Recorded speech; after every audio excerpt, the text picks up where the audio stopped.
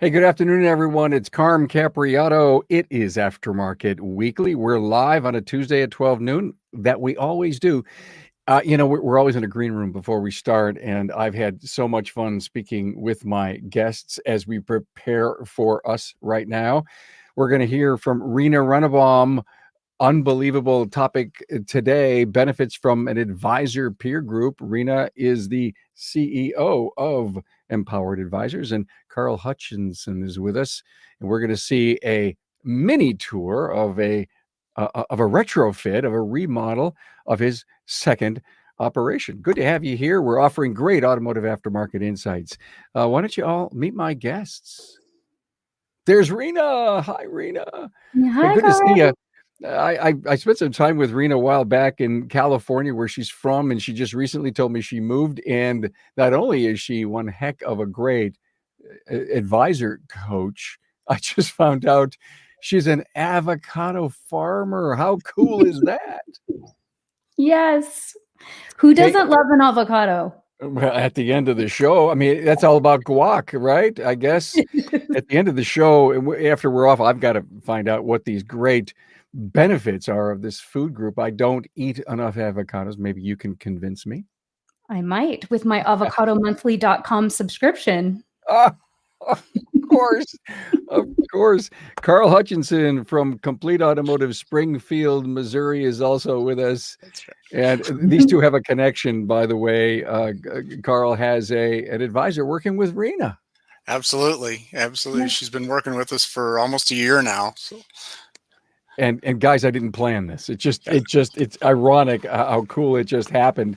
We're going to see a tour of Carl's place, and this is number 2. This is what it kind of looks like so far. It is not complete. We're going to take you inside, show you all the work that's been done, and I'm going to tease you that tomorrow at 12 noon on a Carmcast, we're going to do a very in-depth discussion with Carl on this incredible retrofit. Hey, if you're with us on social media, check in with your city, give us a like, give us a comment, to share a question for our team. We're coming to you live from the Dorman OE Fix studio. Carl, how's business, my friend?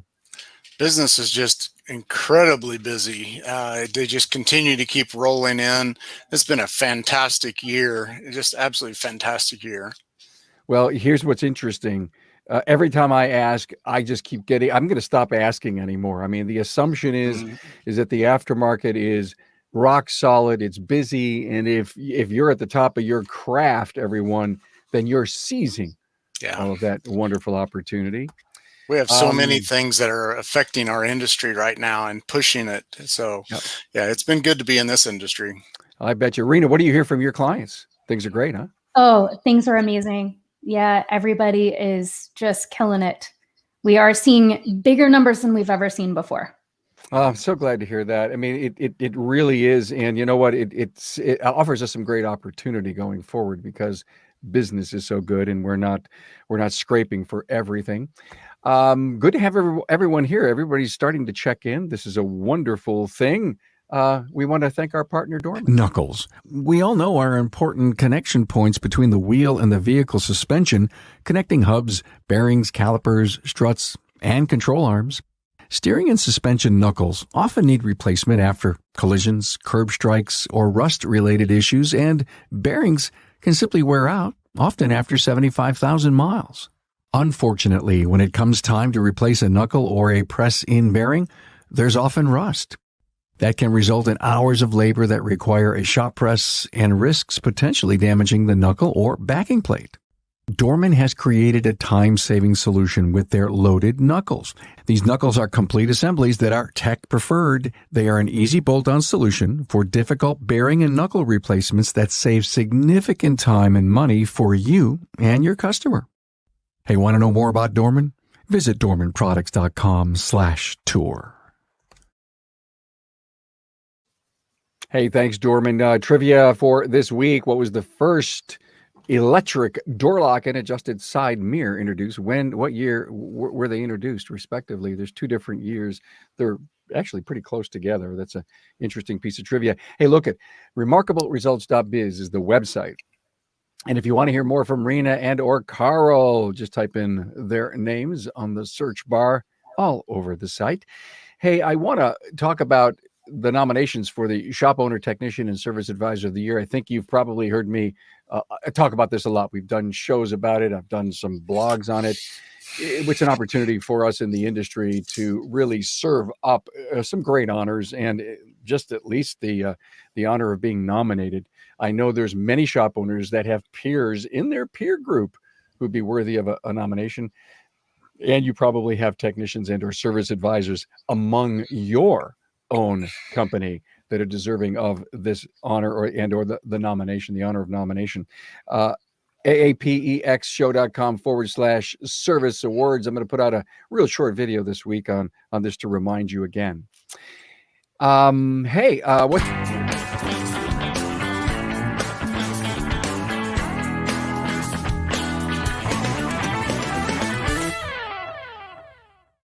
Let me tell you about an incredible week of shows. Oh, today, Scan Tools Part 2. You're going to love this. Truly a fun show. If you listen to Matt, Bill, and Keith just chat about some very interesting topics. Last Friday, all about mergers and acquisitions and what's driving deals. You want to learn about what's going on. Rick Schwartz from Schwartz Advisors, who's been on before, gave us some really good intuition on how to prepare for possibly an eventual sale. And I've gotten so much feedback on this Town Hall Academy, supply chain, getting parts to market post-pandemic. I got to tell you, it was so interesting to listen to these three manufacturer representatives, Bruce, Brian, and Malcolm, and of course, Paul McCarthy from AASA. You will learn so much. You will be moved by this discussion. I didn't have a clue about what these guys, our industry is up against just to get parts to market. And we have a Carmcast coming out tomorrow. And let me just tell you that today's tour with Carl is a teaser to a very in-depth discussion on Carl's challenges in getting shop number 2 up. And then Friday, Town Hall Academy. It's like I'm so busy doing stuff. It's amazing. Where do I find the energy? I don't know. What pills am I taking? Maybe you want to know, huh? This Friday, Aftermarket Roundtable, one of the first we've ever done in this kind of format. Join the talk of the day with Greg, John, and Gene, and Donnie. I've already gotten an idea of what they want to talk about. And I tell you one thing for sure, you will not be disappointed. Okay, Rena, let's talk about this great topic you brought with us. Getting your service advisors in a peer group. Yeah, one of the questions that I get asked a lot is, so if the owner is in a peer group or a 20 group, then what would be the purpose of their advisor or manager being in a peer group? And I'll tell you that it's actually really similar. Like the structure of a 20 group is similar, but the benefits are, I think, the same to the owner as it is to the advisor, meaning that the advisor is going to have this group of peers that they get to talk to on a weekly or a monthly basis to talk about their successes, to talk about their weaknesses or their failures, or, whatever it is. We sit and we talk about what is important to an advisor and important to a manager, not necessarily what's important to the shop owner. And so, I've gone to plenty of 20 group meetings for our shop owners. And, we talk about similar things, but like I said, from the advisor or the manager's perspective. So yeah, we talk about numbers, we talk about KPIs, but we don't necessarily talk about the same ones that a shop owner or shop owners would talk about. We talk about ones that are important to us. So here's an example. A shop owner comes back from a 20 group meeting and they're like, hey guys, we looked at our numbers and it looks like we need to increase our parts GP. And so we're, they're like, great, okay, yeah. So what do I do? How do I do that? And the interesting thing is that a lot of advisors and even sometimes managers don't know how to calculate the parts GP. They don't know how that number actually comes out at the end of the month. Like, what happens? How do we all of a sudden get to this 49%? And you want me to be at 60? How do I do that? And so we talk about that in peer groups. We talk about, well, do you have tires in your parts GP? Do you guys have sales that are running? Or do you have somebody adjusting this number who shouldn't be? And so we talk about these things that I don't think the shop owners always think about talking to their advisors about. What I hear, Rena, you saying is that it is a support piece to what the owner is going through. Frankly, Carl, I'm not even sure that the owner can come in and says, okay, we need to increase our gross profit and walk away. Someone has to lead that person down the aisle to that particular goal, in my opinion. But the more the service advisor knows, Rena, why it's important and the mechanics of it is probably priceless. Yeah, Rena is dead on with this. We've come back from several meetings and it's like, well, we got to change this, we got to change that. And then you get the deer in the headlight look. It's like, and so now you got to go through and explain all this. And I love the fact that that's what Rena's doing, and everything that she does with our staff just adds to the things that we do as a managerial ownership staff. I don't have to explain all these things. She brings it to a service advisor in a way that they understand. It's fabulous. Yeah, generally the owner is the idea person, and then we have to figure out how to implement it. And so it's nice to have support with the implementation of something as well. So, you're talking to a manager or an advisor that has gone through this already, and now they can help this advisor or manager implement these things themselves. And so we have these meetings, sometimes weekly, sometimes monthly, depending on the group that the person is in. And we talk about, we talk about the shop owner sometimes, because I love you guys, but sometimes you're the biggest problem. And so we talk about how can we implement this within the boundaries that we were given.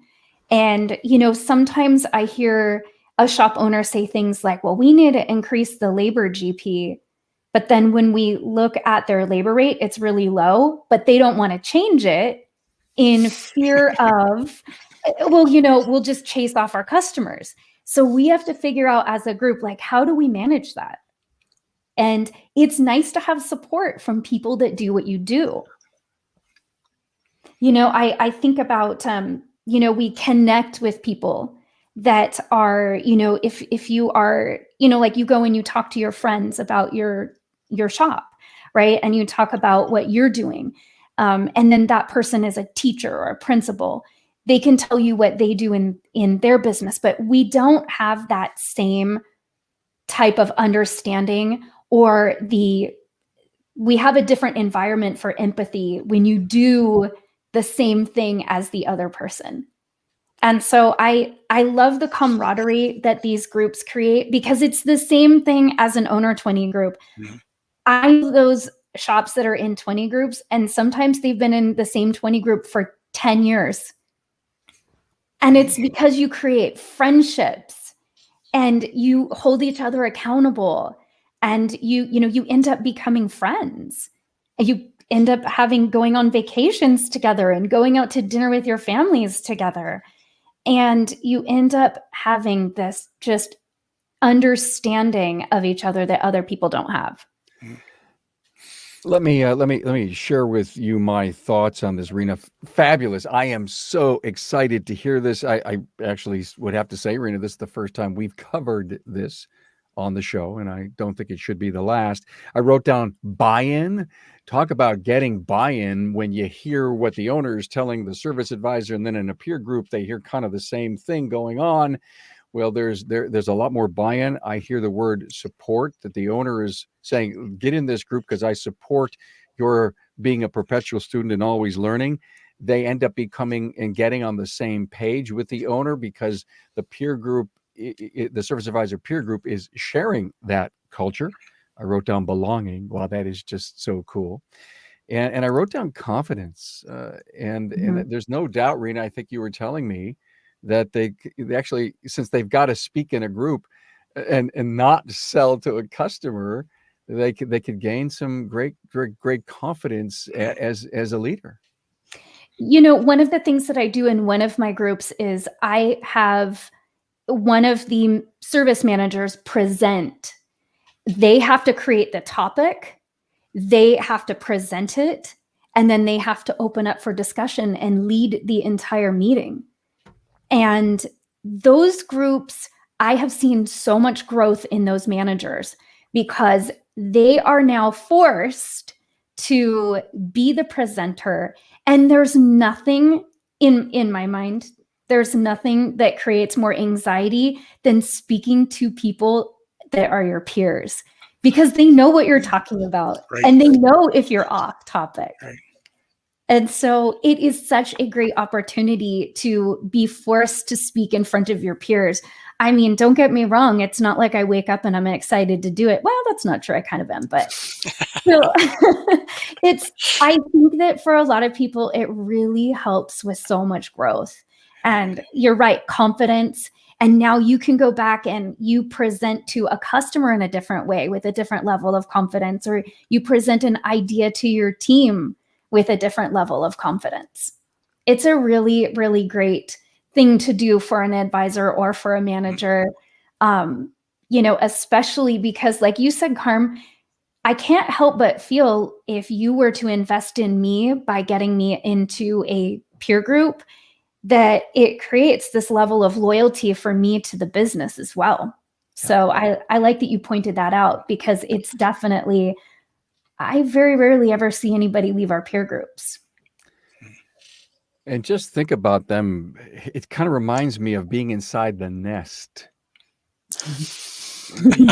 And it may sound like this weird analogy, but if I'm in a group with 5, 6, 8, 9 of my peers, and they're having their same issues, their same problems, it's the customer this, it's the technicians this, it's the owner that. And when you're inside the nest, you realize that let's stop complaining and do something about it, because you're inside something. You're not a loner, you're not on the outside. And I think when you're on the inside and you're looking to solve problems and get better for it, you end up with would it be the wisest move an owner could make, Carl? Right? Oh, absolutely. The weird thing about our industry is at the ownership level, we really don't have anybody in our circle of friends that we can talk to and they understand what's going on. And so that's the power of the 20 groups and those kinds of things. So to have this on the service advisor level is fantastic, because they have the same problem. They can't go to their friends that are salespeople, or maybe they work at a factory or retail or whatever, and explain to them what goes on in a service advisor position. It's so multifaceted now that to have this group of people to lean on is just, it's a great release, because they can say, oh, I've got this problem, and 3 people will say, yeah, we know how to answer that. We figured that out. Yeah. Or they just glean off of each other, and it's so cool.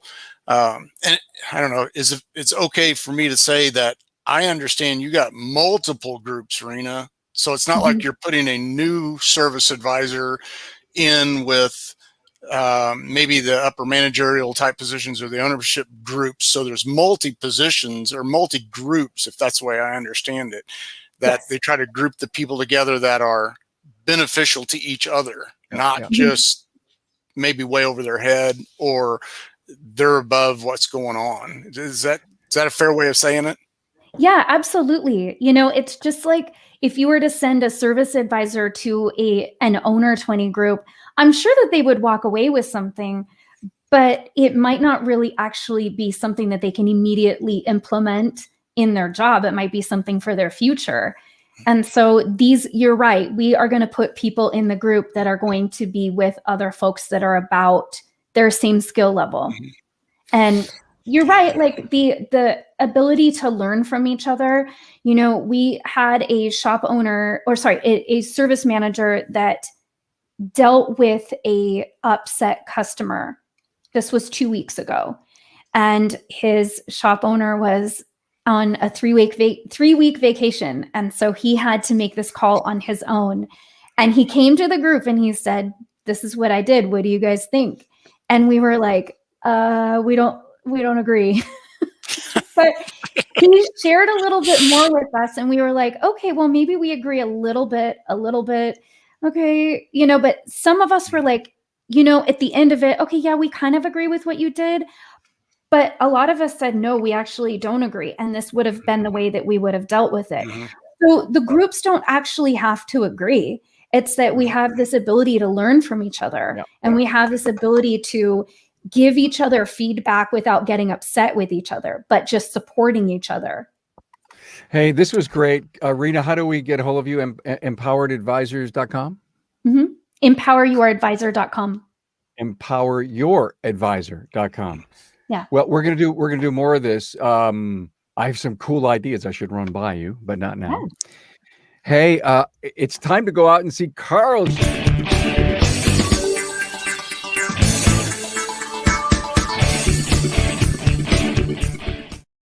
Okay, Complete Automotive South.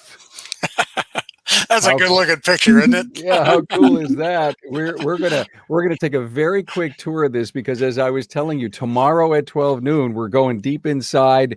We're gonna talk with Carl about numbers and the acquisition. We're gonna do a real long, in-depth. I got my second place. I had to remodel it, and here were the challenges that I found up into and including not having enough glass to finish the job. Right. Oh my God, Carl. So let's go. Let's start the video. Here we go. Carl, you can do the narration. Yeah, basically we're looking at the front of the building. There should be a whole storefront glass there, and hopefully we'll get some pictures of that tomorrow of what's going on. So yeah, we're looking at the front end of it. Where the gray part is going to be our front door. Looks like this is a picture of, we've got our new garage doors in at this point. The hoist just went in just this past week. So that's one of the great things about time delay, is we had the opportunity to get some of this stuff in. We got some of our equipment already in here. You can see the brand new floor drains that we had to put in. More on that tomorrow, right?